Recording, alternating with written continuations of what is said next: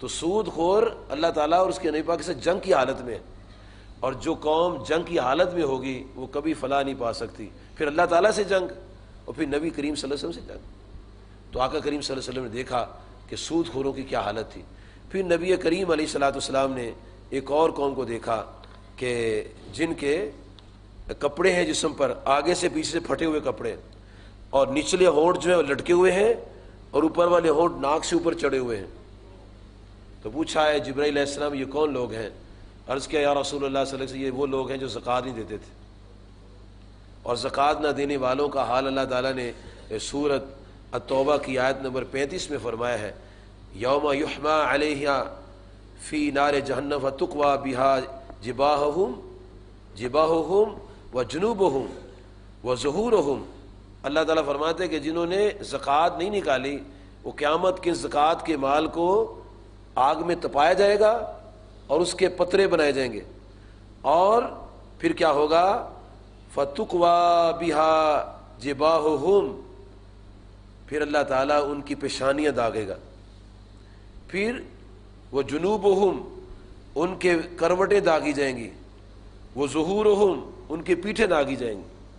یعنی 3 جہتوں کا ذکر کیا ہے، پیشانی، پہلو اور پشت. جب کوئی غریب آدمی کسی بخیل کے پاس آتا ہے مانگنے کے لیے، سب سے پہلے اس کی پیشانی پر شکن آتے اور پھر اس سے کروٹ بدلتا ہے، پھر پیٹ دے کے چلا جاتا ہے. یہ 3 اس کی حالتیں ہوتی ہیں بخیل کی، اللہ کی راہ میں خرچ نہ کرنے والے کی.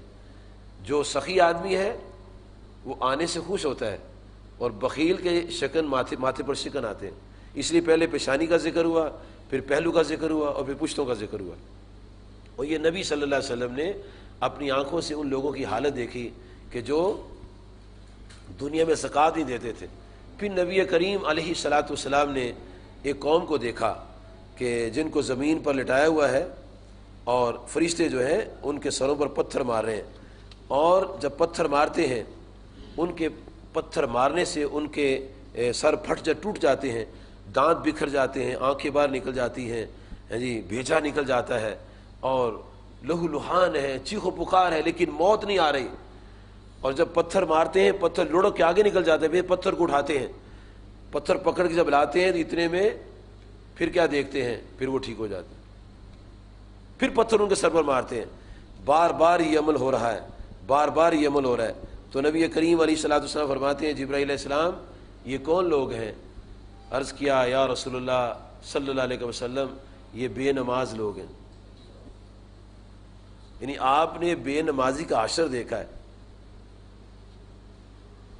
نماز کی فرضیت بعد میں ہوئی ہے، آپ بعد میں آئے زمین پر لے کے نماز، لیکن اللہ تعالیٰ نے آپ کو جو ہزاروں سال کے بعد واقعات ہونے تھے، آپ کی نگاہ نمود نے ہزاروں سال کا سفر طے کر کے اس سفر کو واقعے کو دیکھ لیا کہ اس طرح کر کے بے نماز کا حشر ہوگا کہ اس کے سر کو کچلا جائے گا.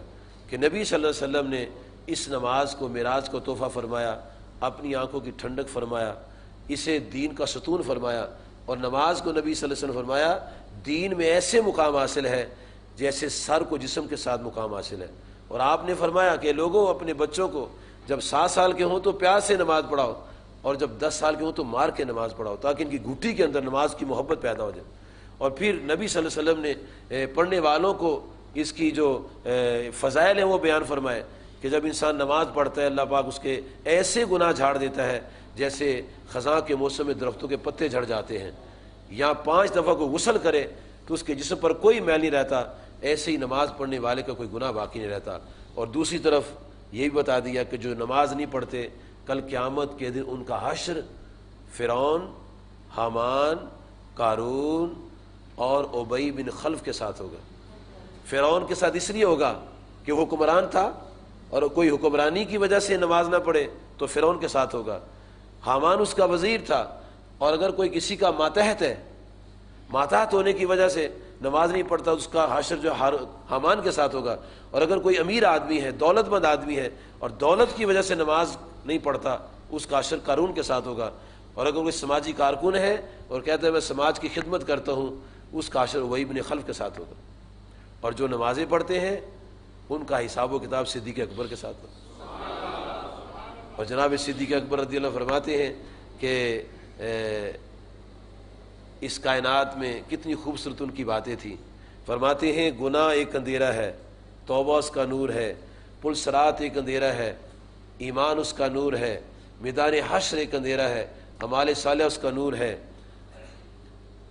میزان ایک اندھیرا ہے، کلمہ طیبہ اس کا نور ہے، اور فرمایا قبر ایک اندھیرا ہے، نماز پنجگانہ اس کا نور ہے۔ یہ ریالٹیز جو ہیں ان لوگوں نے بیان کر دی، ہم نے اپنی آنکھیں بند کی، ہم نے سمجھا بڑی مہلت ہے ہمارے پاس۔ لیکن بزرگوں دوستو، یہ نفس کا دھوکہ ہے۔ انسان جو خود چیز بناتا ہے اس کی تو گارنٹی ہے کہ اتنے سال چلے گی، لیکن اپنی یہ گارنٹی نہیں پیش کر سکتا کسی کو کہ میں اتنے سال اور چلوں گا۔ اس ناپائیدہ زندگی کو کسی کام میں لانے کی ضرورت ہے۔ اور نبی صلی اللہ علیہ وسلم نے جس طرح محبت فرمائی ہے، آپ فرمایا کرتے تھے بلال اذان دو اور اذان سے ہمیں خوش کر دو، ہم نماز پڑھیں گے ہمیں خوشی ہوگی، اذان دو نماز سے ہمیں خوش کرو۔ یعنی نبی صلی اللہ علیہ وسلم نماز سے خوش ہوا کرتے تھے، اور سفر میں جب ہوتے تھے جہاں نماز آج تھی وہیں نماز پڑھ لیتے تھے۔ اور آقا علیہ السلام نے میدان حشر میں دیکھا کہ بے نمازی کا سر کچلا جا رہا ہے۔ پھر آپ نے ایک جگہ دیکھا کچھ لوگ ہیں ان کے ہاتھ میں کینچیاں ہیں اور ہونٹوں سمیت اپنی زبانیں کاٹ رہے ہیں۔ پوچھا جبریل یہ کون لوگ ہیں؟ عرض کیا قریب آقا علیہ السلام یہ وہ لوگ ہیں جو شر پھیلانے والے مقررین تھے، شر پھیلانے والے مقررین، کہتے نہیں شعلہ بیان، نام رکھے شعلہ بیان، تو شعلے کا کیا مطلب ہوتا ہے؟ یعنی آگ لگانے والے لو، یہ رتبہ دیا ہے قوم نے تقریر کرنے والوں کو، یہ شعلہ بیان ہے، یہ شعلے چھوڑ رہا ہے، اس کو تو نور چھوڑنا چاہیے۔ شعلہ بیانی یہ کوئی خوبی نہیں ہے۔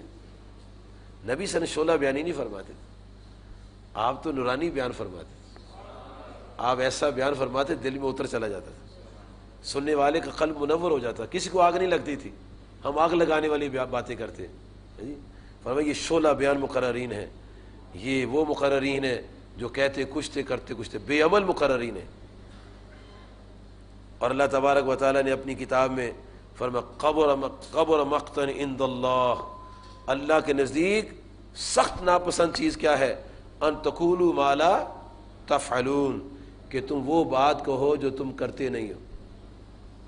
قول و فعل کا تضاد جو ہے یہ اللہ تعالیٰ کو انتہائی ناپسند ہے۔ اور یہ قول و فعل کے تضاد والے لوگ جو تھے ان کو نبی علیہ الصلوۃ والسلام نے دیکھا کہ اپنے ہونٹ اور زبانیں کینچیوں کے ساتھ کاٹ رہے ہیں، اور جب کاٹتے تھے ایسے کر کے اور کینچی نے اپنا ورک کیا، کینچی پیچھے ہٹی، ہونٹ اور زبان کٹ کے گری، تو جب دیکھا تو پھر ویسی اگائی، پھر کاٹا، بار بار یہ عمل ہو رہا ہے۔ اور پھر عرض کیا جا رہا ہے یا رسول اللہ صلی اللہ علیہ وسلم یہ وہ لوگ ہیں جو قول و فعل کے تضاد والے لوگ ہیں، کہتے کچھ تھے کرتے کچھ تھے۔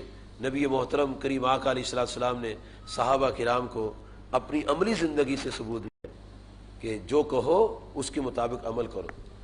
حضرت مولا علی قاری رحمۃ اللہ علیہ نزہۃ الخاطر الفاتر میں لکھتے ہیں ایک مرتبہ حضرت شیخ سید عبد القادر جیلانی رحمۃ اللہ علیہ آپ درس دے رہے تھے اور طلباء بیٹھے ہوئے تھے، اور آپ کا کلام یہ ہو رہا تھا، گفتگو ہی ہو رہی تھی تقدیر کے بارے میں، کہ انسان کو اللہ تعالیٰ کی تقدیر پر راضی رہنا چاہیے، اس کی قضا پر راضی رہنا چاہیے، قضا سے ناراض نہیں ہونا چاہیے۔ مثلا اگر کسی کی موت آ گئی ہے جی، بیٹھا انسان فوت ہو گیا، بیمار ہے فوت ہو گیا ہے جی، کوئی تکلیف آئی فوت ہو گیا، جوان ہے فوت ہو گیا، بچہ ہے فوت ہو گیا، ابھی شادی ہوئی فوت ہو گیا، تو فرماتے ہیں کہ اللہ کی قضا پر راضی رہنا چاہیے، شکوہ نہیں کرنا چاہیے۔ بعض اوقات ہم جب کوئی نوجوان بچہ جس کا بھی چھوٹا سا بچہ ہوتا ہے یا بھی نئی شادی ہوتی ہے تو جب مر جاتا ہے کہتے ہو بڑا ظلم ہوا ہے یار، چھوٹے بچے تھے، حالانکہ یہ ظلم نہیں ہے، اللہ تعالیٰ کا مال تھا، اللہ تعالیٰ اپنا مال لے گیا ہے،